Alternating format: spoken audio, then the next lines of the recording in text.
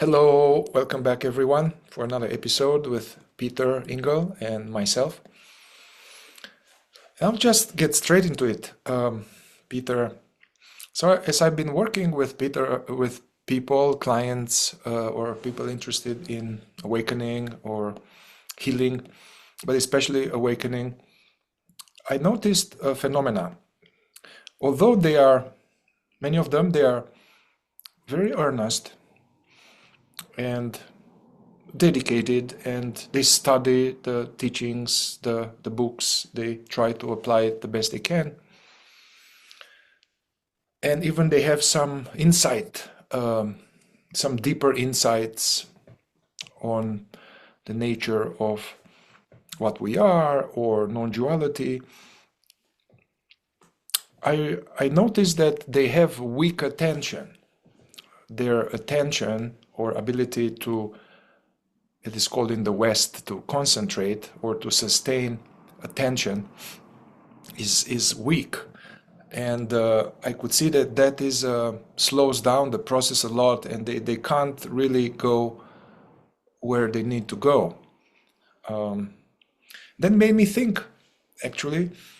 I had a few years in my life where I was deep into Vipassana, Zen meditation, Buddhist meditation, and there they have a structure, like a path, where, let's say, before they can go into this awakening or discovering our true nature or all of these deeper states, they go through a rigorous training called concentration or one-pointedness of attention. And they do this quite a bit of time, like focusing the attention on the nostril, the air coming in, or focusing attention on a certain type of sensation. Instead of being checked out in the daydreaming, there's a lot of training of attention. And they do this quite a bit before they open the aperture of attention and do a more different style of meditation. They do this anapana, it's called concentration. They do this both sitting as well as walking in Zen. They do this walking meditation, walking very slow, feeling the feet on the ground as they move, the contact, the lifting. So they do this a lot. And I could see the big similarity between the fourth way and Buddhism from this point of view. And so it brought me back to, all right, before we can go deeper in the fourth way, we need to develop this capacity of sustaining attention. And there is a great important quote from either Gurdjieff or Ouspensky, that our currency is attention. So I want to start with this quote, because I was thinking about this quote even today as I was having a little walk. So our currency is attention. Our money, money. Money is attention. So now, just like with money, what do I do with my money? I can put the money on some, let's say, worthy investments, or I can put my money to improve the house or put in something useful, constructive, growthful, or I can put the money on, or throw the money away, or put the money in different things that they are not productive in any way. So I realized that in the state of sleep, in the second state, which is the natural state, this spiritual sleep, our money, we don't even know we have this money. So we don't know that this is currency. And this money, the attention, always goes into useless endeavors. The attention is sucked, it's unintentionally sucked into the constant streaming of the mind, past, future, problems, worries, fears, inner considering, so all of this. In the normal state of humanity, we are throwing our soul money away. And yeah, that's the topic for today. I would like that we explore the importance of this. So some questions like, what is attention? How is attention related to consciousness? What's the role of attention in self-remembering or self-abiding, cultivating presence? What are the ways in which we develop attention or concentration in the fourth way without being removed in a facing the wall or in a small quiet room walking slowly? The fourth way, we got to walk fast, catch the bus, go various places in a dynamic life. So that's the topic for today.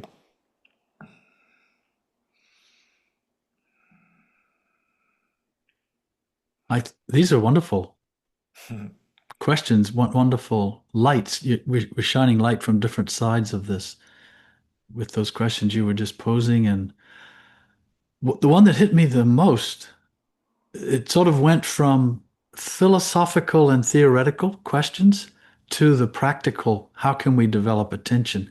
And I had the sense as I was listening to this, that it's by this last one in particular that a person can come to answer the first several questions. What is attention? Why is it useful? What does it have to do with consciousness? Why is it given such an important place in the fourth way, as well as in other spiritual traditions? We could talk about all that, but in fact, if we could give people some methods for them to understand, for example, that most of the time they don't have control of their attention. And it is spilling out, it's money going down the drain. So what's happening there? And then by virtue of seeing that, a person could even ask themselves these questions as well as begin to answer them, the other questions, what I call the more philosophical. But so to me, the two that stand out are what is attention? And then how can we develop attention in a way that is conducive to awakening? Essentially, that's what we're interested in. Yeah. Because you can become an expert in a field and develop your attention in a certain field, and it doesn't. You're not becoming more. Your consciousness is not discovering itself, and then going on a journey even more deeply into itself. So, and also, again, this idea made me think of something we used to do in the school I was in. We had this was like a perpetual exercise or practice, and it was called intentionality. Mm. And it meant whatever you do, because you see, we're talking about attention across four centers, not just one. So whatever you're doing, to do it intentionally. When you put the spoon in the drawer after you've washed it, you don't just throw it in the drawer. You don't do it to become a robot, and you don't have to do it in slow motion. You just do it intentionally, which means you're doing it and you know you're doing it while you're doing it. This is controlled attention. And then you place it in the drawer instead of it making a loud noise. If you've ever been in a restaurant and the cleanup people come and they grab all the plates and they throw them in a plastic bin right there next to your table, it makes all this noise. And so a classic example would be, if that was your job, when you did it, you could still do it efficiently and somewhat quickly, but without making that racket. Mm-hmm. And you would be, by virtue of intentionally controlling your attention, you will discover that you are more present. And this is why it's so valuable. Attention is actually awareness. It is awareness sending itself on an errand in the form of this thing called attention. But most of the time when our awareness goes out, and as I say, I like to say it that way, it sends itself on an errand in the form of attention, at least a portion of itself. But what happens with most people, they're not actually directing it. It's just going out. It's just spilling out. And so their awareness is always leaving home. And it's hardly going out in the form of really controlled attention. It's going out in very low level attention or lack of attention, absent-minded attention. which isn't really even attention the way we're thinking about it. So being intentional, whatever you're doing, this would be the moving center. When you taste your food instinctively, you can knowingly taste what you're eating. And you'll discover something about attention if you really try to taste what you're eating. Or when you bring a glass to your lips, even to drink water, how often do you even notice the glass touching your lips and what the lips register as a pressure? And then, of course, the drinking, all these little, our day is just full of this. So there's the moving center. We're always moving and doing things. When you write, when you pick up a pen or pencil to write, do you just hurriedly, or can you stop and slow down a little bit and form the letters? If you use a pencil or pen anymore, I don't know how many people do. On the keyboard, you can slow down a little bit. You can experience that your fingers are touching the keypad while you're typing. Can be intentional. You can open and close the computer intentionally with attention. Emotionally, we can really look at someone and really listen to them when they're talking. We can really look at beauty, look at the clouds, look at the flowers, look at the trees, the grass, the sky, the water, and stop. And it doesn't mean you have to have some profound thought about what you're seeing, but you intentionally give your attention to these things for more than just a fraction of a second. And even 10 seconds of looking at the sky like this can bring all of your best energy to into focus. And I'll just finish this bit here that I'm saying with this idea. When you were talking in the beginning, it made me think about Gurdjieff's analogy of the horse, the cart, the driver, and the master. And what in this analogy, you could also say that this driver is what is trying to control each of our centers. If you want to, instead of normally we think of it as the intellectual center, but you can also think of it as these intellectual parts of centers and the reins that we're trying to develop in order to steer the horse and pull the cart is this attention. These reins, this is our, what did you call it? Our capital, our currency, yeah. Our currency, thank you. This is our currency. And if we can gain control of our own attention, and just think about what I just said, that's remarkable. We don't even think about it. See, we can gain control of our own attention. People are not living their lives thinking about that. But we can, and this becomes the reins. And now we can steer our kind of emotional relationship to our whole life and all of the activities we do throughout a day and throughout a week and throughout a lifetime. We can begin to now sort of be driving instead of this cart and horse just pulling us along with them, which is what usually happens. Yeah. What about you? How would you answer some of those own questions for yourself? Yes, I resonate, I agree. Like using the allegory of the sun, attention. So if the sun is consciousness itself, the being of awareness, attention is a ray going to illumine something. And for an untrained, spiritually untrained being, the sun forgot itself, forgot that it is the sun. And then the ray of attention just go randomly caught by stimulus or by fascination, like deep interest or deep repulsion, what's called the emotional parts of centers or the queens. And about intentionality, this is shockingly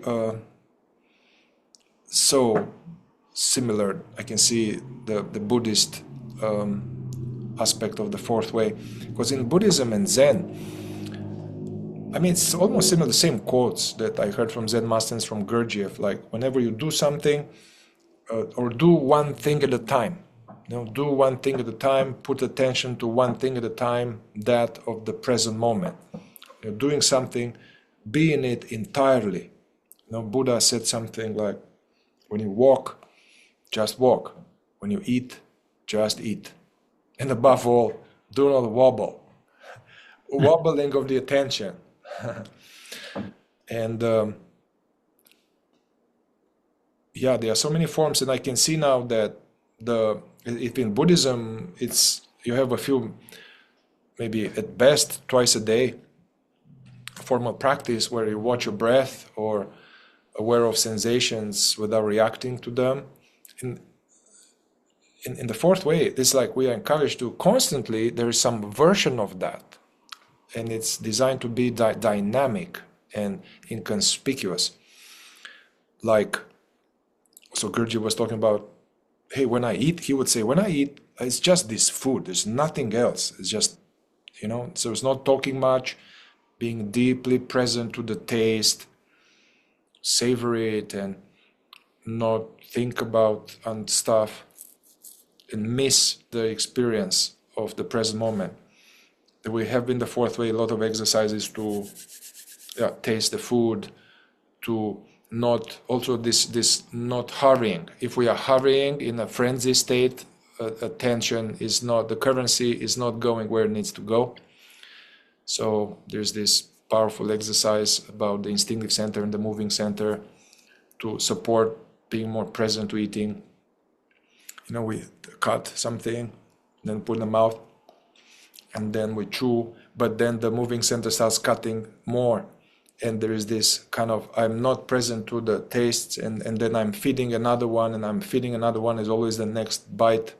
So there's a nice exercise to not start preparing another bite or grabbing another thing before one finished what is in the mouth, as an exercise.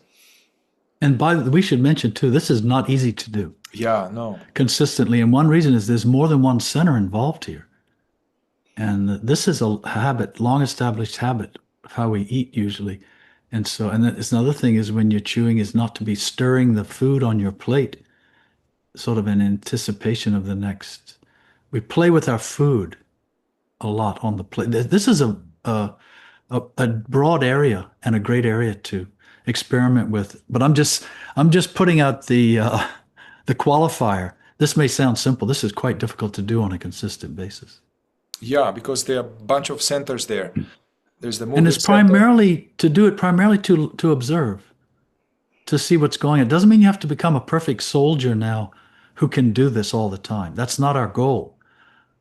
We're talking about the attention behind it and the ability to control the attention, and then ultimately, of course, for that attention to always retain its connection to its source, which is awareness, pure awareness. I like what you said about the driver in the allegory of the carriage. It's a classic. Actually, it's prior to fourth way. It's an Indian allegory. So the driver is not just the intellectual center. It's the intellectual center permeated by the work and the teachings, and therefore the driver becomes like an overseer or a ruling faculty, somebody that's like a manager that keeps the whole operation together. A wise manager is aware of what different parts are doing. So that will be more advanced, like in the fourth way, it will be trained, that attention is trained, and there's this being aware of several centers at the same time. So with the eating, usually the instinctive center is not interested in the work. It's not. So that needs to be in presence. The instinctive center is interested just in pleasure, comfort, avoiding discomfort. So in order to do that exercise, there needs to be enough interest, enough resolve, enough attention, so that the work is aware of the moving center, the instinctive center. Also, we are present to the environment.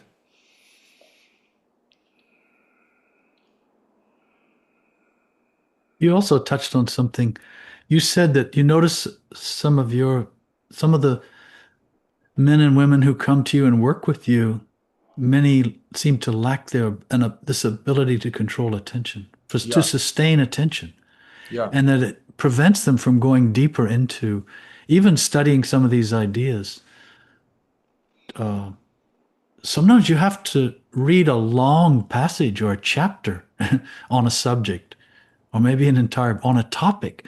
You can't just borrow a paragraph here and a sentence there, or listen to something while you're jogging or while you're driving, or no, for full absorption of hmm, knowledge, you have to you have to devote your attention to it.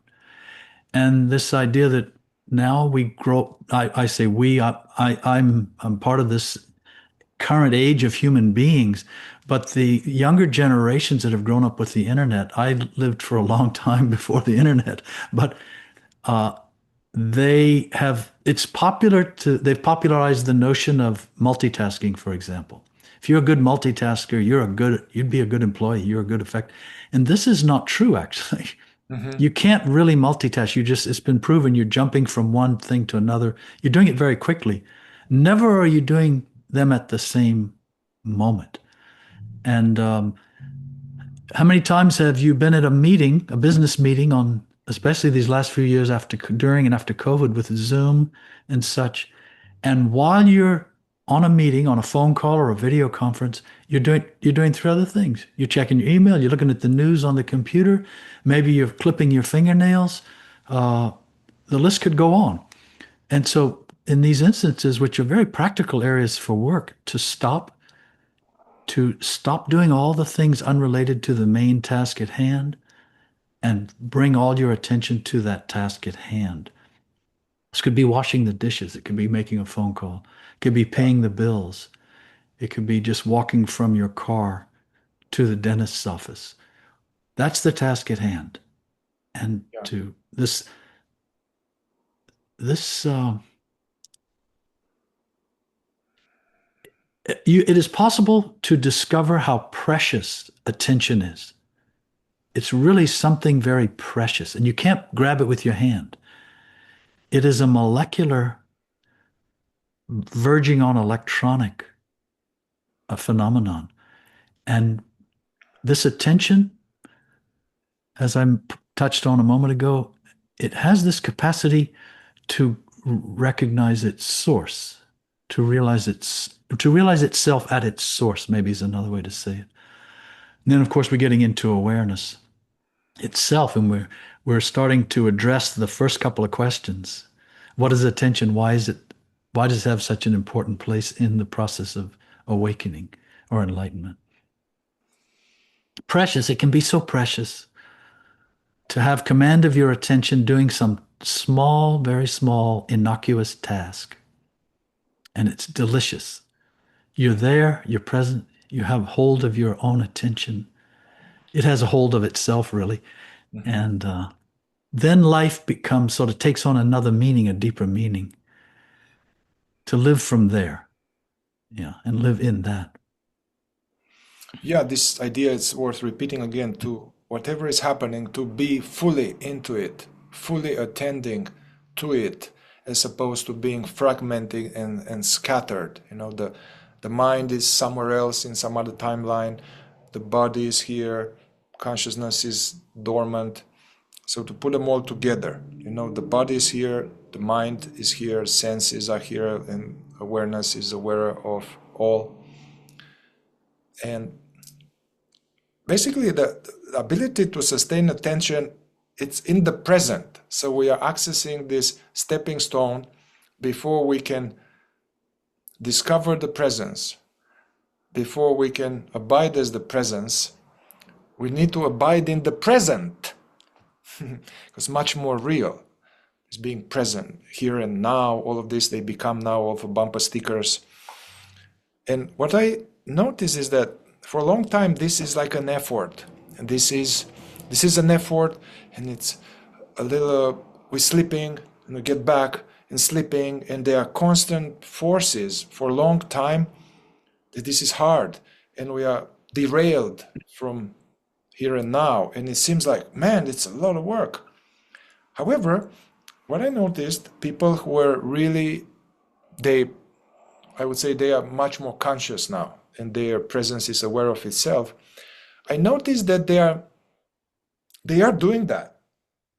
It's just looking at the valley, somebody's talking to them, looking at them. So they somehow now naturally are being in that state where it's not much past, future. They're just naturally in the present with, and going now further. The sun is aware of what the ray is noticing, but also the sun is aware of itself, stays as itself. So that's the next level. That's I guess divided attention or awareness, aware of itself. But we can't go there. This will be just philosophy and wiseacring and empty stuff if we don't have the ability to sustain attention in the present moment. And then there are other ways. Now, in the school we were in, can they do the same thing with the emotion center? Just stay relaxed, sitting down and go to a concert, or put like a beautiful violin concerto or a Bach cello suites, and just listen. Try to listen to every note. That's the concentration. That's the breath. It's following the wave of the melody, and then you'll catch how you went thinking about my grandmother or mother-in-law, and then come back. Yeah, and also this will also feed us. We start to have a certain vivified emotional experience by the beauty of the music. So that's sustaining attention and emotional center. I know Gurdjieff was spending hours and hours with the students doing complex physical exercises, doing a lot of this. I feel has been lost, at least in the school where we were. If one's body is unaware of these small muscles, medium muscles, big muscles, and in sleep these are tense, and we can't be present for long if all of these are tense and contracted and these wiggles and static. So Gurdjieff, I know for sure that he will have people spend long time just lying down and becoming aware of the fingers, the toes, relaxing this face, and doing a lot of this kind of concentration, bring awareness to the body, as well as complex dance moves that couldn't be done. They couldn't be done if one is checked out in daydreaming. So he will develop it like this through moving instinctive center. But we got to develop this in all centers. And it's worth pointing out that we're saying, well, when you're doing something, be fully invested in the moment with the task at hand. It's worth realizing that most of the time this is actually happening.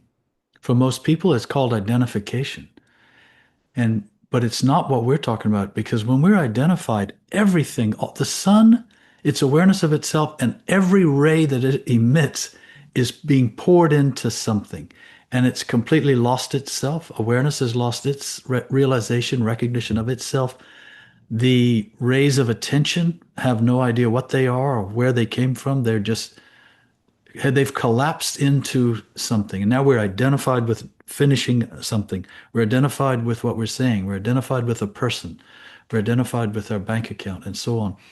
And we really do, as Ouspensky said, we pass from identification to identification throughout the day, some form of identification without even knowing it. And so when we talk about attention, we're really talking about now sort of reversing this whole process of identification and pulling attention, learning to extract itself from being so identified to being less identified, to being less caught up. And now, because you mentioned effort, this effort to control attention, the truth is one can be quite relaxed when doing this. But initially, when we're extracting it from that low level of what is called identification, it is an effort, and it is a right effort. It is the centers in us in themselves. Kind of, it's hard to describe it, but they're regathering attention in themselves. And this is an effort when our centers are trying to regather to sort of capture, if you would, control attention. It feels like an effort. But the value is that if this happens enough up to a certain point, now the attention is gathered. And now this attention can begin to realize itself. And so we're going all the way from heavy, strong identification to a place of controlled attention, whereby now we can go and try to find out what this means to abide as awareness, or to return to our true nature, to be present. For awareness, presence, to be present, cognizant as itself.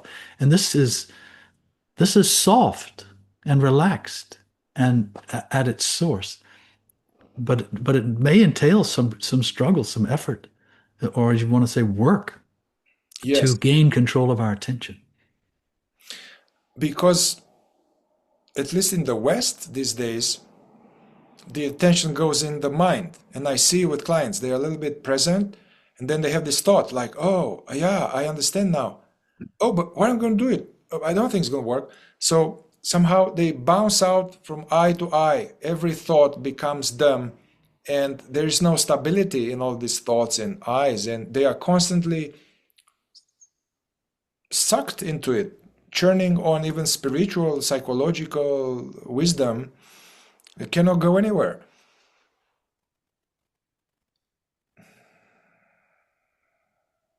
This was Ouspensky's whole idea with what he called divided attention. It Mhm. was his way he understood self-remembering. When he realized what it was, and he realized he wasn't remembering himself, what he discovered was he kept losing control of his attention.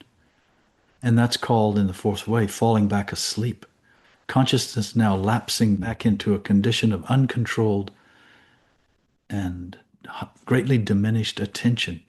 And so he divides this idea of divided attention. While I'm holding the glass to drink it, I'm also trying to be aware of myself looking at the glass while getting ready to drink it, or that kind of thing. When I'm talking to someone, I can really be listening carefully to them and giving them all my emotional kind of openness, receptivity, and interest and empathy. But I can also be aware of myself on this side of the conversation, let's call it, while that's happening. This thing of divided attention, now this is awareness, this is attention starting to gather itself back from what it is attentive to, which is valuable, but now coming back and realizing where it came from. Mhm. Where does this attention come from? And then what happens, of course, is that this divided attention, it seems like they're two separate things. It's meant ultimately to become what I would call unified awareness, where now these two things actually they start to become one. And now you are aware of being aware, and you are simultaneously aware of what you are aware of. And it's all one. Mhm. But this is not the normal condition, and it can take time for this to establish itself. I guess some practical exercises, three of them that are as a way to develop this capacity to sustain attention in the present, which the Buddhists call it mindfulness, but it's not about having more mind. Actually, during mindfulness, one has less thoughts. It's just being present. So the looking exercise, to sit down in a beautiful environment or in any environment, just sit or walk, start with sitting, and then you intentionally shift your focus. You turn towards no, I have a painting here. I'm deeply looking at it, not going into daydreaming for like 3-5 seconds, while aware of myself, whatever that means to you. And then after 3-5 seconds, I switch to some other impression, maybe a tree, really look at it, but not allow myself to go into associations, commentary, nature, narrator. So that's why we stay 3-5 seconds, also dividing attention, being aware of ourselves as we look at the object, and then switch to another object. Long enough to take it in, but not too long that you start wobbling. And do this for 5-10 minutes. This is beautiful in a museum or in a park. Yeah, that's the looking exercise that will garner attention, and dividing attention will bring her to a more conscious state. You can add the hearing as this is happening, or just the hearing itself, aware of sounds as if you are alien that just got into this body and everything is new. It's not like, oh yeah, that's a car, oh yeah, that's a truck. Just hearing sounds as a way to establish more in the present and then divide attention. One can combine them, listening exercise with a looking exercise. And a third one would be, this is a Gurdjieffian exercise, I call it the battery exercise, but he didn't call it like that. He was saying, hey, walk, just walk, have as minimum effort as possible, but maximum amount of being aware.